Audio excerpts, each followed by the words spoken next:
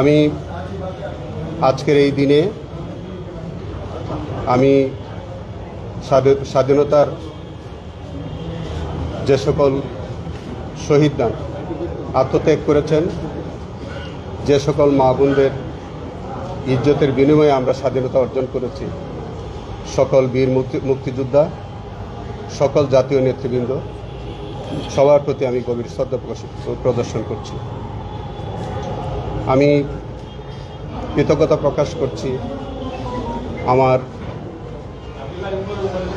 আমি যে দল করি, আমার দলের প্রতিষ্ঠাতা স্বাধীনতার মহান ঘোষক শহীদ রাষ্ট্রপতি জিয়াউর রহমান,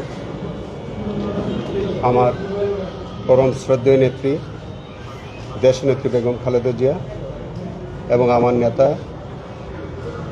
মাননীয় প্রধানমন্ত্রী জনাব তারেক রহমানের প্রতি আমি কৃতজ্ঞতা প্রকাশ করছি। একটু লাউডলি বলেন। আমি এই ট্রাইব্যুনালের দায়িত্বভার গ্রহণ করার পরে আমার কাছে মনে হয়েছে যে এটি অত্যন্ত গুরুত্বপূর্ণ একটি দায়িত্ব, যেখানে আমাদের জুলাই বিপ্লবের যে সকল শহীদরা আত্মত্যাগ করেছেন, পঙ্গুত্ব বরণ করেছেন, আমি মনে করি যে তাদের আকাঙ্ক্ষা অনুযায়ী যাতে এই ট্রাইব্যুনালে আমি আমার কর্তব্য পালন করতে পারি।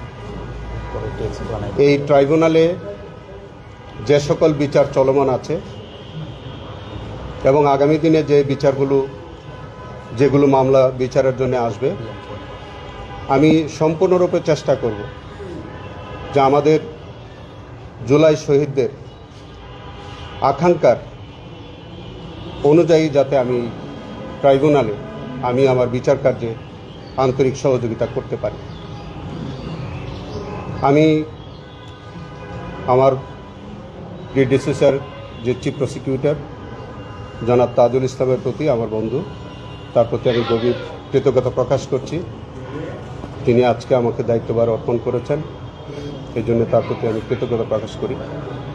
আজকে আমি মনে করি যে এই ট্রাইব্যুনাল, এই বিচার ব্যবস্থা সম্পর্কে আর বেশি কিছু আমরা না বলি, যেহেতু আজকে আমি প্রথম আসলাম, আমি দায়িত্ব পেলাম, আমি এই ট্রাইব্যুনালের সমস্ত কার্যক্রম আমি দেখব। নিশ্চয়ই আপনাদের সাথে বারবার দেখা হবে, কথা হবে। এই ট্রাইব্যুনালের কার্যক্রম নিয়ে আপনাদের সাথে আমরা বারবার মুখোমুখি হব। আমি একটা কথা শুধু বলতে চাই, এই ট্রাইব্যুনালে যে সকল অপরাধীরা বিচারের সম্মুখীন, তাদের জন্য সুস্পষ্ট মেসেজ যে যারা কোনো অন্যায় করেনি তারা কোনো হয়রানির শিকার হবেন না, অন্তত প্রসিকিউশনের মাধ্যমে। কিন্তু যারা প্রকৃত অপরাধী, তাদের প্রতি প্রসিকিউশনের পক্ষ থেকে একটা ক্লিয়ার মেসেজ আমি দিতে চাই যে যারা অপরাধী তাদের প্রাপ্য সাজা তারা পেতে হবে। এটাই হচ্ছে আমার আজকের দিনে এই মেসেজ।